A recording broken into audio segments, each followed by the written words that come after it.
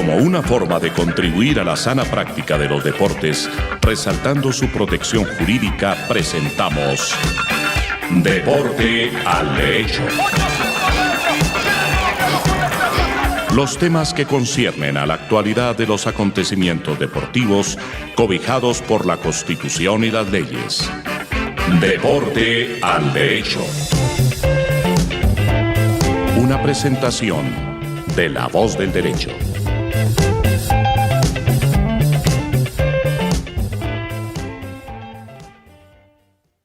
Buenos días, buenas tardes, buenas noches. Les hablamos desde La Voz del Derecho en Deporte al Derecho, un programa que trata los temas jurídicos del deporte. Últimamente ha sido el fútbol, pero prometemos hablar de deporte, dopaje, temas organizativos. Pero es que el fútbol, pues realmente es lo que nos da tema en derecho deportivo y trabajo a los que estamos en ese ramo. Y pues cada vez hay más. Y FIFA se ha aportado de manera, últimamente de manera bastante acuciosa en cambiar varios temas. Les habla Andrés Charria desde Bogotá y Rafael Alonso desde La Coruña, dos abogados especializados en derecho deportivo con una experiencia cada uno de más de 20 años, estoy seguro, por lo cual acá hay conocimiento y canas. Rafa, buenos días. Muy buenas a todos. Bueno. Encantado de estar en un programa más. Bien, después de la final de la Champions, donde un partido bastante malo, pero ahí es cuando nos damos cuenta que a veces el dinero no es lo es todo en el fútbol, aunque decir que Real Madrid es pobre, pues suena casi que grosero, pero digamos que el que no fue favorito durante 4 eliminatorias salió adelante. Eso hay que pensarlo desde el punto de vista organizativo y del negocio. Yo creo que es el Real Madrid con menos estrellas que ha ganado una Champions, pero eso no lo vamos a hablar. Vamos a hablar hoy de una nueva reglamentación que incluyó FIFA en su reglamento del Estatuto de Transferencia de Jugadores, que es el tema del préstamo de jugadores. Y es bueno hablar del préstamo de jugadores. Yo lo voy a hablar desde el punto de vista colombiano, que nos ocurrió hace muchísimo tiempo, y es que había equipos, y estoy hablando del América, que prestaba 15, 18 jugadores a otros equipos para que estos configuraran su plantilla y jugaran, con el agravante, llamémoslo así, de que les pagaba el sueldo. No voy a dar equipos, creo que los que tienen un poco de edad los conocen, no voy a dar nombres, pero era una práctica bastante conocida por parte del América, que prestaba jugadores, y por muchos equipos que recibían jugadores a manos llenas. Esto obviamente se presta para malentendidos o para malos manejos, pues resulta difícil que un equipo que le ha prestado a otro equipo 8, 9 jugadores titulares no sienta cierto nivel de confianza en el resultado final, pues lógicamente porque es su dueño el que le está pagando a su rival, y digamos que se puede prestar a suspicacias. No sé si haya habido o no, pero eso ocurría. A raíz de eso, la ley 181 del deporte dice que no se podían prestar más de 2 jugadores, y aunque hubo una demanda de inconstitucionalidad específicamente por ese artículo, la Corte lo dejó, y seguimos hoy en día con la obligación de un club no puede prestar más de 2 jugadores a otro. Pero creo que tenemos que ir un poco más atrás, aunque yo supongo que los que oyen acá más o menos entienden el tema, pero me gustaría hacer una aclaración de qué es el préstamo. Rafa. Dime. ¿Por qué no nos ayudas tú, que seguro lo conoces bien? ¿Cómo funciona el préstamo? ¿Cómo funciona España? Y si hay algunas variaciones, yo la cuento acá. Vale. Bueno, empezando por la normativa de FIFA, lo que nos dice el Estatuto de la Transferencia de Jugadores es que un club podrá prestar temporalmente el derecho a inscribir a uno de sus futbolistas a otro mediante un pacto por escrito que deberá formalizarse entre ambos clubes y también con el jugador. se aplican en general las mismas reglas que en la transferencia definitiva. El mínimo periodo durante el cual se puede ceder temporalmente a un jugador será entre un periodo de inscripción y otro, es decir, no habrá cesiones por menos de 2 periodos de inscripción, y el club que recibe el préstamo temporal del jugador obviamente no podrá transferirlo a un tercer club, porque es un préstamo y no es una venta, para entendernos. Hay una suspensión. Dale, sigue. En España ya hemos comentado más veces que tenemos una norma especial laboral que regula los deportistas profesionales, todos los deportistas profesionales, no solo futbolistas. Y esta norma lo que dice es que cabe la cesión temporal de un deportista de un club a otro. Esto lo que propicia más o menos es que queda suspendido el contrato de trabajo con el club cedente y pasa a haber una relación laboral con el club cesionario. Y que obviamente la relación laboral que se entabla con el club cesionario no puede ser más larga que la duración del contrato originariamente tenía el jugador y que ha quedado suspendido, porque la premisa de cualquier cesión es que al término de la cesión el jugador regresa a su club de procedencia. Si el contrato ya hubiese expirado antes, no habría lugar a ese regreso. Ahí vienen 2 o 3 líos laborales en Colombia y supongo que en España también. En Colombia el contrato se suspende y la suspensión de contrato tiene algunos problemas acá porque no está muy desarrollada en el Código Sustantivo del Trabajo, pero la realidad es que sí, el contrato se suspende mediante una licencia que otorga el club al jugador y el jugador va con un contrato de trabajo suspendido al nuevo club que deberá firmar un contrato de trabajo. Y ya vamos a hablar de las modalidades. Pero en Colombia, la suspensión de contrato de trabajo suspende las obligaciones principales de trabajador y empleador, que es básicamente pagar el salario y prestar el servicio. Ahora, si es una licencia remunerada, pues la obligación de pagar el salario permanece, pagar parcialmente el salario puede ser. Pero en Colombia hay una obligación que a mí me gusta, pero que genera temas contables, y es que las obligaciones de pago de seguridad social, de salud, siguen en cabeza del empleador. De manera que, y ahí va a haber problemas laborales y sobre todo contables, el jugador que se va prestado, como tiene contrato de trabajo suspendido, el club le sigue cotizando la salud y a veces hay problemas. En España, ¿cómo se suspende ese contrato de trabajo, Rafa? En España lo que hace el club cedente es dar de baja al jugador en la seguridad social y lo da de alta el club cesionario. Y lo que establece la norma es que el club cesionario, el que recibe al jugador en préstamo, queda subrogado en todos los derechos y obligaciones que tenía el club empleador. Claro. Pero lo que se establece como garantía de protección del futbolista es que ambos clubes responden solidariamente del cumplimiento de las obligaciones laborales, por ejemplo, el pago del salario y de seguridad social. Esto significa que si estando el futbolista a préstamo en el nuevo club dejan de pagarle salarios, el día de mañana el futbolista será libre de reclamar a cualquiera de los dos. Ni siquiera es necesario que reclame primero al que incumplió y solo una vez que éste no responda reclamar a su club empleador. Es una responsabilidad solidaria, lo que significa en el derecho español que tú puedes reclamar a cualquiera de los dos. Sí, no tienes que seguir un orden. En este caso no, pero voy por partes porque problemas en los préstamos hay cantidades y uno de esos es pues el no pago. Pero digamos que hay 2 modalidades y quiero que Rafa me cuente la tercera, que es una en la que yo tengo un pleito ahorita, pero hay préstamos con opción, préstamos sin opción, préstamos gratuitos y préstamos onerosos. Empecemos por la primera. Un préstamo gratuito es que toda la operación, es decir,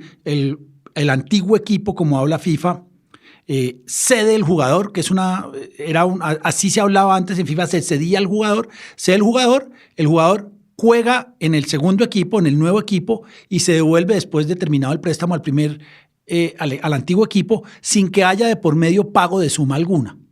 Entonces, el equipo Millonarios le presta un jugador al Deportivo La Coruña, el jugador va, juega con el Deportivo La Coruña, cumple con todas sus obligaciones laborales, tanto club como jugador, y terminado el préstamo en diciembre de este año, se devuelve a Millonarios y esa es toda la operación.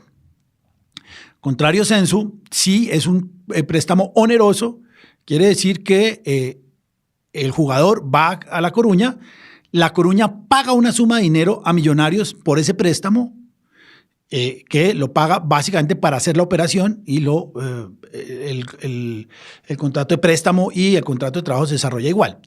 En este caso, el jugador debe devolverse y el club obviamente debe terminar el contrato de trabajo, debe devolverse al club inicial, pero aparece la segunda y es el préstamo con y sin opción.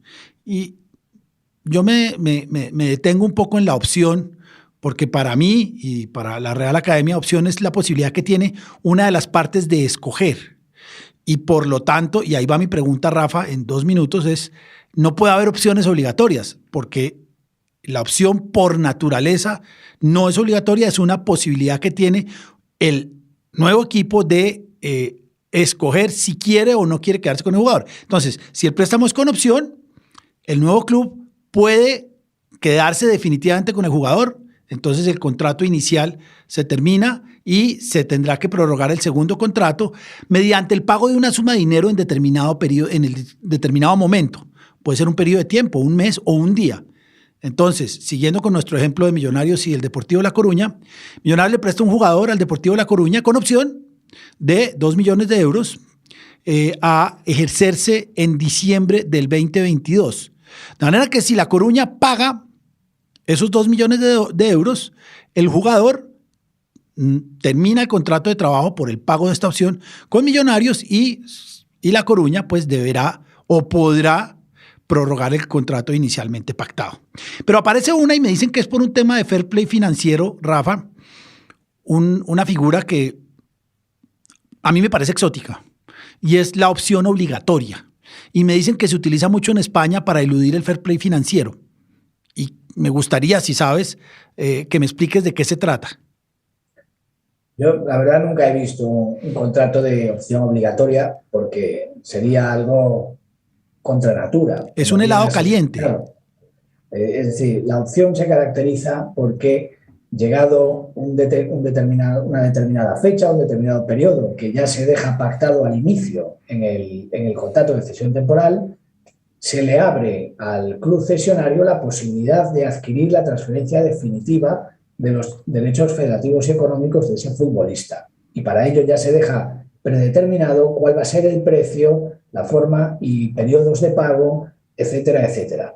Toda opción tiene que ser voluntaria, de lo contrario estaríamos ante un fraude, y es que los contratos son lo que son y no lo que dicen que son. De forma que si un contrato establece llegada a tal fecha habrá una opción obligatoria para el club cesionario que tendrá que pagar esta cantidad, a mi juicio no estaríamos ante una cesión temporal con una opción de compra, estaríamos ante una transferencia definitiva en la que se ha pactado que el precio se hará efectivo en una determinada fecha.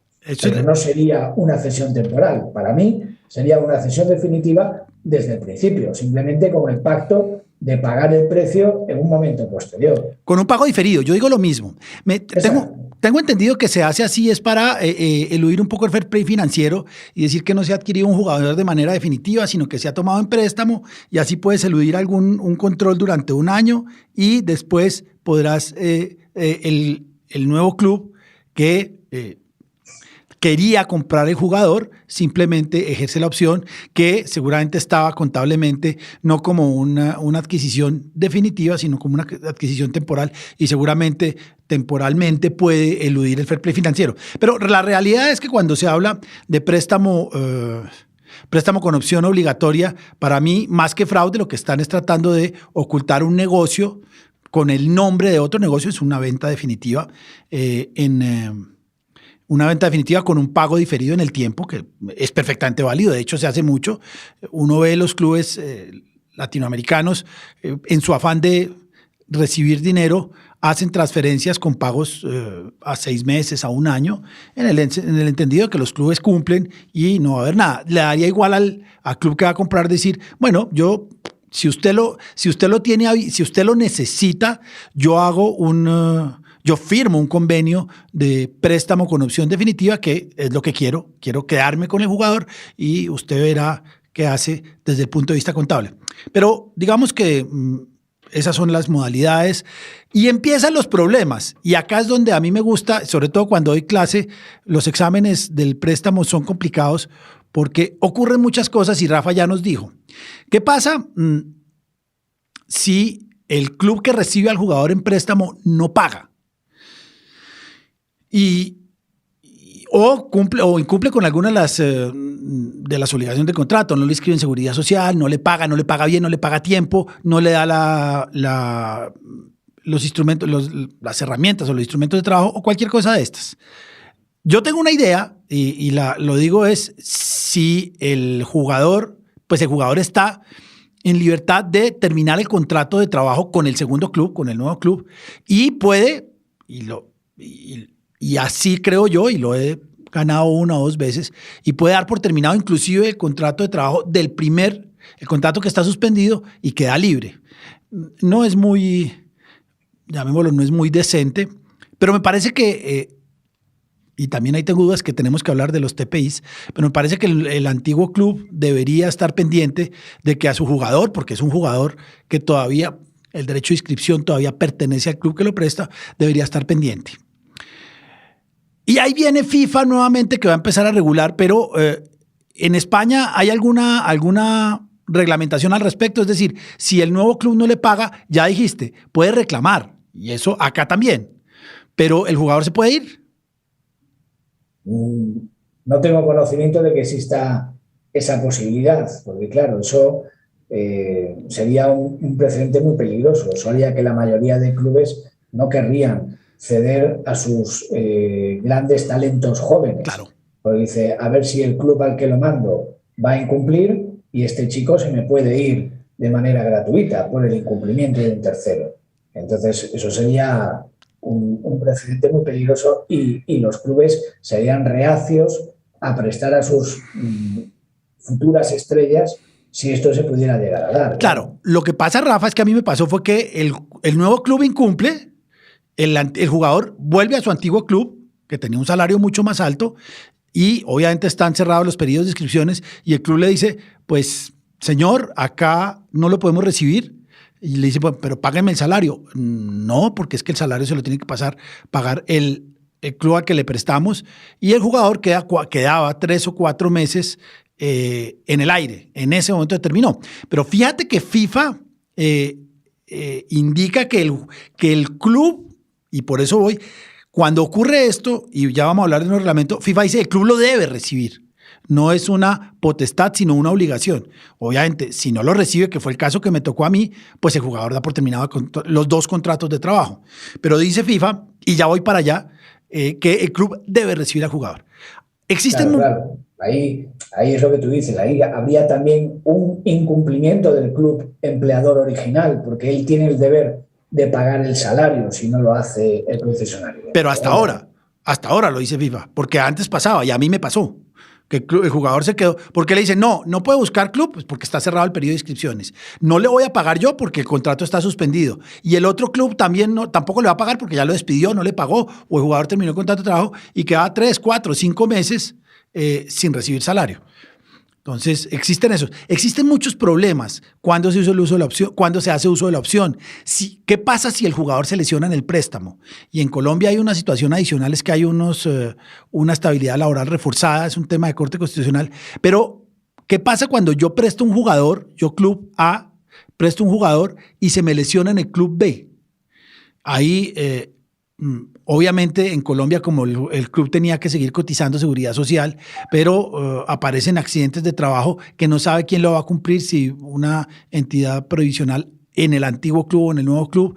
¿Qué pasa si hay incumplimiento del contrato? ¿Qué pasa y también tuve un caso en que el nuevo club hace uso de la opción, no para renovar el contrato, sino para vender al jugador. Y lo que ocurría hace algún tiempo es que muchas veces el contrato de trabajo inicial y el plazo del préstamo terminaban casi que simultáneamente, con 2 o 3 días de diferencia, y el jugador que regresaba a su antiguo club no renovaba y quedaba libre.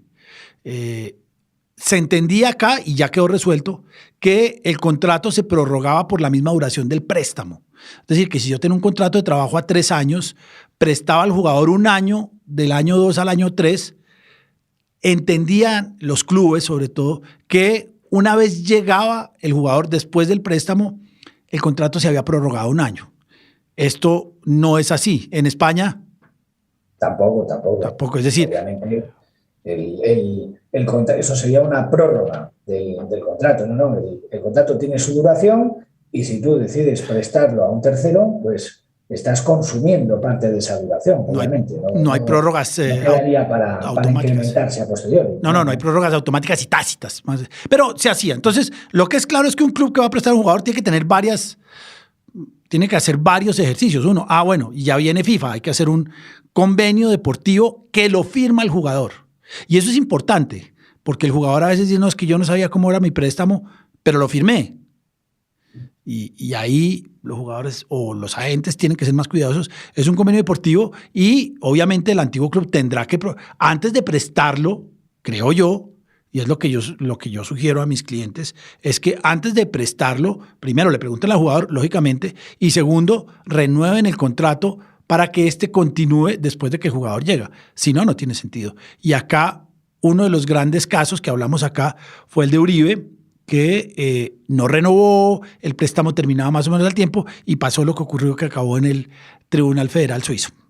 Pero sí, los préstamos tienen todos estos problemas, pero hay un problema que FIFA detectó y que fue lo que yo dije al principio, es que hay clubes muy golosos, clubes con muchísimo dinero, y en Europa sí que los hay, que contrataban muchísimos jugadores y no podían utilizarlos en sus plantillas. ¿Cuántos jugadores se pueden inscribir en la liga, Rafa, por club? 20 y tantos, no te sé decir exactamente, pero aquí también hubo en el pasado, pues mira, por ejemplo, el Deportivo de La Coruña, hace 20 años, creo que se juntaba en la pretemporada con 40 y tantos jugadores. Claro. Y empezaba a cederlos. El Chelsea, hace 10 años así, también era... y el Benfica, tenían una cantidad de jugadores cedidos por todo el mundo impresionante, sí.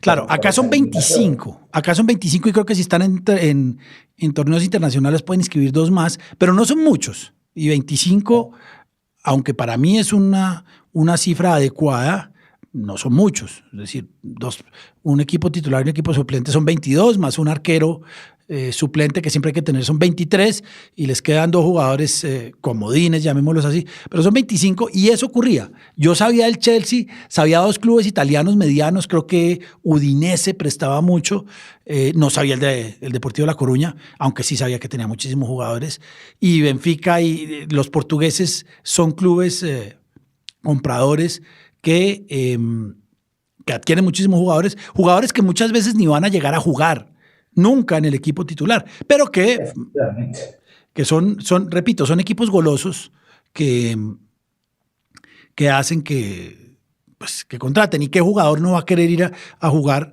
en un club europeo? Sobre todo que los salarios, estoy seguro, son muy superiores a los salarios que se ganan en Latinoamérica. Entonces FIFA se dio cuenta de eso y dijo, acá hay que hacer algo. Ya reguló el primer tema, que es el de los traspasos puentes, que podía haber préstamos y esto, pero acá dijo, vamos a tocar el tema de los préstamos. Y lo tiene regulado, lo reguló de manera, llamémoslo que detallada, indicando primero duración, después terminación, y después empieza a hacer una limitación del número de jugadores que puede prestar un club y del número de jugadores que puede recibir un club en préstamo. Entonces, Rafa, te oímos. Sí, esto has escrito un artículo muy interesante precisamente en asuntoslegales.com, que lo podéis consultar ahí bajo el título de préstamos y ahí te haces eco de estas limitaciones que van a entrar, creo que en julio de 2024, ¿no? Empiezan ahora, pero hay un periodo de transición. Creo que hay algunas cosas que empiezan ahora, temas de duración de los préstamos y prórroga de los y obligaciones. Esas sí sé que es real. El jugador puede, si le incumple el club recibido, el jugador puede regresar a su antiguo club y el club debe recibirlo. Pero las otras sí son hasta el 24. Pero sí me gustaría que nos contaras un poco el tema de la cantidad de jugadores que se pueden prestar. Sí, pues la regla general va a ser, no se van a poder prestar más de 6 jugadores por club. Es decir, un club no podrá ceder más de 6 jugadores, el resto tendrá que mantenerlos en su estructura. Al mismo tiempo, ningún club podrá recibir más de 6 jugadores en préstamo a lo largo de una temporada, con lo cual ciertos clubes que no tienen su cantera propia o que no tienen recursos para poder fichar jugadores, pues no podrán abusar de las cesiones temporales, porque las cesiones limitadas son máximo de 6 por plantilla. Y después, para evitar la influencia de unos clubes sobre las decisiones deportivas de otros, se limita el número de jugadores que podrán ser cedidos de un club a otro, que será en este caso un máximo de 3. Es decir, como máximo tú podrás recibir 6 jugadores cedidos, pero si vienen de un mismo club no podrán ser más de 3. Los otros 3 tendrás que tenerlo de otro club o de otros clubes. Claro, yo no sé, desde el punto de vista de los jugadores los va a afectar. Sin lugar a dudas, va a haber un momento de aquí al 24 en que los clubes se van a tener que desprender de muchos jugadores. Lo que decías, no sé cuáles serán ahorita, pero estoy seguro de muchos jugadores que tienen por ahí deambulando por el mundo que no los van a poder seguir prestando. Es decir, supongamos que en Colombia, que la plantilla es de 25, un club podría tener básicamente con contrato de trabajo suspendido o ejecutándose 31 jugadores. Es decir, que aquellos clubes que tenían 40 jugadores con contrato de trabajo, pues ya no lo van a poder hacer, aunque, y ahí con eso voy a rematar, aunque hay trampas. Pero me parece que es sano, me parece que FIFA, dice que el préstamo deberá iniciar y deberá terminar en periodos de inscripciones. Es decir, inicia en septiembre, termina en diciembre, inicia en enero, termina en junio. Más o menos esa es la idea. Y solo pueden durar, que también me llama mucho la atención, un año. Solo no, máximo pueden durar un año. Pueden durar 6 meses o un año. Y eso hace que el préstamo... Eso en España ya está en vigor. Por ejemplo, en el reglamento de la Federación Española ya se contemplaba, antes de esta modificación de FIFA, que la duración máxima de las cesiones es hasta el final de la temporada que se trate. No se podía exceder de una temporada a otra. Y es lógico. Claro, es lógico. En Colombia los contratos son máximo a 3 años. Un préstamo de un año es largo para 3 años. Es una tercera parte. Pero en España, que hay contratos a 5 años, pues de pronto 2 años será más adecuado. Pero bueno, eso es lo que dice FIFA. Pero echa la ley, echa la trampa. Y hay 2 o 3 temas que yo he estado pensando de cómo eludirlo. Hay varios. Acá, repito, como en Colombia solo se pueden prestar 2 al mismo club. Bueno, lo primero que hacen los clubes es diversificar. En vez de prestarle 6 a un club, le prestan 2 y le prestan 2 a otro y otro. Porque el préstamo básicamente tiene 2 causas. Una es esa, que son clubes golosos que tienen muy buenos jugadores y que los prestan porque no tienen cómo ponerlos. Yo me acuerdo del caso de Adebayor cuando fue al Real Madrid, venía precisamente del Chelsea y era un gran jugador, pero que básicamente no cabía en el club. Y ese es un préstamo que pues no se debía terminar, pero sí es un préstamo que no tiene mucho sentido. Básicamente es que superaron la cantidad de jugadores frente al apetito que tiene el dueño o el gerente deportivo de pues, la cantidad de dinero para hacerse con los jugadores. Eso por una parte. Pero hay otros préstamos que son, digamos que los que se utilizan o los que lo utilizan los clubes grandes latinoamericanos, yo hablo de los colombianos, es que tienen buenos jugadores en divisiones inferiores que no les caben en la plantilla y que tienen que jugar porque están entre los 17 y 22 años, donde es donde el jugador despunta y los prestan para que gane minutos. Claro, y ahí siempre le preguntan a uno, ¿puedo obligar a que siempre sea titular? Pues por dos razones no. Uno es porque si el jugador está lesionado, sería una obligación de imposible cumplimiento. Otra es porque no se le puede obligar a un técnico ajeno a que ponga un jugador. Y la tercera es porque FIFA ya no lo deja con el tema de los TPIs, que los vamos a hablar en el próximo programa. Es que no puede haber un club no se puede inmiscuir en las políticas laborales de otro club. Pero no estoy hablando de eso. Pero el préstamo de jugadores jóvenes es un préstamo que se utiliza y se utiliza mucho.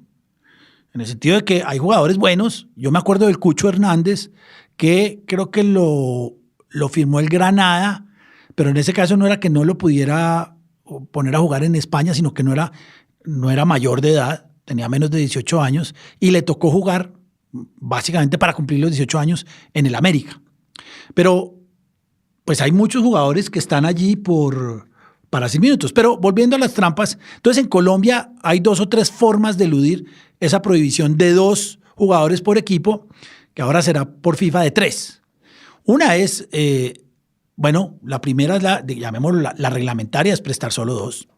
Pero hay muchos equipos que tienen muchísimos jugadores y hacen figuras como prestan a 2 y hay 2 que los firman con una especie de pacto de retroventa y así lo titulan. Es una venta de un jugador, aunque sabemos que es una transferencia definitiva, con un pacto de retroventa. Entonces, cuando yo empecé en el fútbol decían, es el pase y el contrapase. Es decir, lo que hacen es que firman el jugador, hacen la transferencia y el club, el antiguo club, que ahora será el nuevo club, se compromete a un valor determinado a recomprar o a hacer una transferencia de regreso del jugador. Esa es una. Hay otros que hay convenios interinstitucionales entre 2 clubes en el cual el club que tiene muchos jugadores le presta 2 jugadores y le transfiere definitivamente los otros jugadores y en el convenio interinstitucional se compromete a devolverlos. Esa puede ser una. Yo estaba pensando, por ejemplo, equipos como el Manchester City, que tiene ya 4 o 5 equipos regados por el mundo, el New York City, y creo que hay uno en España. Hay uno en Australia también. Y creo que hay uno en Austria o algo así. El Red Bull tiene también varios y hay varios equipos. Entonces lo que van a hacer es que los ubican en sus clubes filiales y bueno, hacen eso. Y la última que me parece muy complicada, hoy me preguntaban 2 alumnos, es que simplemente se transfiere definitivamente al jugador y simultáneamente hacen todo el negocio jurídico de devolverlo. Entonces, el club Millonarios le vende definitivamente al Deportivo La Coruña un jugador y en el mismo momento de la venta o de la transferencia definitiva, hay una transferencia definitiva de regreso. De manera que La Coruña le transfiere definitivamente o le vende a Millonarios el mismo jugador por un precio irrisorio, de manera que el préstamo se elude esa prohibición y podía prestarle Millonarios a La Coruña 4 o 5 jugadores. No sé cómo será. Pero estaríamos casi en la línea de lo que comentábamos antes de las opciones obligatorias, ¿no? Eso yo creo que FIFA lo perseguiría como un fraude de ley. Es decir, esto al final, una venta con pacto de retroventa obligatoria se convierte en una cesión temporal, ¿no? Sí. Y otra cosa que has comentado de la prohibición de influir en las decisiones deportivas de otros clubes, lo que sí se da, fíjate, eso es algo que yo sí que veo a menudo, es incentivar económicamente que el jugador sea alineado. Por ejemplo, el préstamo es gratuito o al revés, el préstamo tiene este precio, pero si el jugador juega al menos X porcentaje de los partidos o de los minutos de la competición, descontando aquellos que haya estado lesionado o sancionado, el precio se convertirá en gratuito. Y es una manera de incentivar la alineación de ese jugador. Y después, precisamente, como la finalidad de la cesión, como dices, es que el jugador se ruede, que juegue, etcétera, el periodo que está en el club cesionario computa para el mecanismo de solidaridad. Y entonces lo que se suele pactar muchas veces es, aunque a ti, club cesionario, te corresponde cobrar el porcentaje de mecanismo de solidaridad por esta temporada que te cedo al jugador, pactamos que me lo pagarás a mí de vuelta, ya que la cesión es gratuita. Eso también suele ser habitual. No había Una renuncia a cobrar la solidaridad. No había quedado en cuenta esos incentivos para que el jugador juegue, pero es muy interesante, porque básicamente lo que quieren los clubes que los prestan es que los jugadores jueguen. En eso sí es clarísimo. Y acá, supongo que el Chelsea también lo hacía, los clubes grandes prestan a los jugadores y ellos continúan pagándoles o todo el salario o parte del salario. Efectivamente, eso es otro punto a comentar. Claro. Puede ser un préstamo gratuito y el cesionario paga todo el salario, o incluso pactan que el club cedente siga pagando una parte del salario y a veces todo el salario, sobre todo cuando es un club, pues como esto que decíamos, un club satélite, un club de la órbita del club cedente. Dices que me interesa mucho que el jugador vaya allí y juegue, y estoy hasta dispuesto a pagar el salario íntegro con tal de que tenga minutos. Claro, pero ahí hay un problema, Rafa, hay un problema jurídico que yo lo vi, no sé cómo lo solucionaron, porque sé que lo solucionaron, y es que en el préstamo donde el antiguo club paga todo el salario, pues no puedes firmar un contrato de trabajo con el nuevo club porque no hay salario. Y No, eso es el efecto práctico, pero jurídicamente la forma en que se hace es, obviamente, el club cesionario hace un contrato de trabajo, hay un salario. Lo que pasa es que ese contrato de préstamo entre clubes ya no es gratuito, va a tener un precio que va a coincidir con la cantidad que va a tener que pagar el cesionario en concepto de salario. Así que cada mes recibe el dinero con el cual pagarle el salario al jugador. A mí me tocó, pero lo que me decía el nuevo club es, no, yo no voy a firmar contrato de trabajo. Yo le decía, no lo puedo escribir. Me dice, no se preocupe, yo lo escribo. Pero es que si no le va a firmar contrato, si va a hacer no puede hacer un contrato sin salario. Me dijo, no. Claro. Hasta ahí llegaba el dirigente. No lo puedo hacer. Pero entonces... Y para otro programa tenemos que dejar el tema de la cláusula del miedo. Esas penalizaciones por alinear al jugador prestado contra el club de origen, contra el club cedente. Eso lo podemos hablar después porque es interesante. Pero entonces me decían a mí acá, bueno, yo no voy a firmar contrato porque no le voy a pagar salario, porque si le voy a firmar contrato, tengo que pagar seguridad social y tengo que pagar una serie de cosas que hay en Colombia y por lo tanto me va a costar. La idea es que no me cueste nada. Entonces sigue con el contrato de trabajo en el antiguo club Millonarios La Coruña, sigue con contrato de trabajo en La Coruña, en Millonarios, pero, y eso lo dice FIFA y lo dicen todos los reglamentos, para inscribir un jugador hay que depositar copia del contrato de trabajo. Si no tiene contrato de trabajo, me parece difícil. Acá no sé cómo lo habrán solucionado, pero lo solucionaron y al final esos préstamos que el club paga mediante una licencia remunerada. Entonces lo que hace el antiguo club es que le da una licencia remunerada, le sigue pagando el salario o parte del salario, y si es parte del salario, pues el nuevo club firma contrato de trabajo. Pero lo complicado ahí es, y yo sé que lo solucionaron en Colombia porque después me enteré que son muchos, es cuando no le pagan salario y evidentemente no hay forma de hacer un contrato de trabajo, porque hay clubes que dicen, no quiero saber nada de contrato de trabajo porque me trae una cantidad de problemas administrativos, contables y financieros, porque tengo que pagar unas sumas, que me quedo sin contrato de trabajo, pero el jugador juega en el otro club. Pues bien, FIFA entendió que el tema de los préstamos era complicado. FIFA quiere regular eso. Lo próximo que viene, y seguramente de aquí a septiembre va a haber 1 o 2 programas, es el tema de los agentes.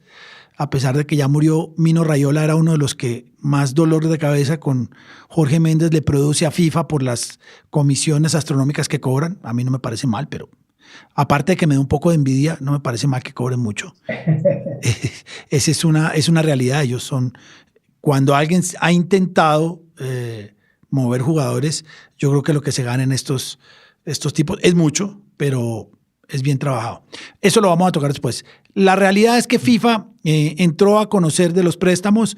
No he visto si tiene Rafa, en Colombia no va a haber problema, al menos en el límite de jugadores. Si eso tiene que pasar directamente sin ningún cambio de coma a la reglamentación nacional, no lo he visto.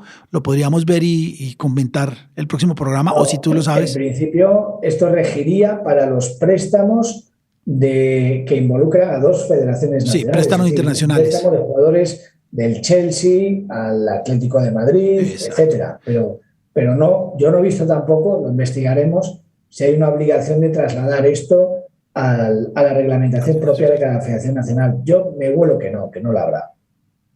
No lo sé. Acá no pasa nada. Acá, de hecho, si la pasan, le daría a los clubes la posibilidad de prestar uno más, aunque evidentemente el reglamento de FIFA no supera a la ley, pero bueno, acá podríamos decir que sí, no lo sé. Pero bueno, Rafa, buen programa de los préstamos. Para el próximo programa en 15 días vamos a hablar de los TPIs o ¿cómo se llama? La influencia de terceros, que es y de hecho FIFA sacó un documento muy amplio más que sobre derechos económicos, que son los TPOs, pero de influencia de terceros, que me parece muy complicado. Por lo menos en Colombia es muy difícil. Es muy difícil y acá se infringe esa norma de manera permanente en temas de políticas laborales y contratos de trabajo de los jugadores, sobre todo, nuevamente, de los que se prestan. Nos vemos en 15 días, Rafa. Muy bien, ahí estaremos. Un abrazo. Como una forma de contribuir a la sana práctica de los deportes, resaltando su protección jurídica, hemos presentado Deporte al Derecho. Los temas que conciernen a la actualidad de los acontecimientos deportivos cobijados por la Constitución y las leyes. Deporte al Derecho. Una presentación de La Voz del Derecho.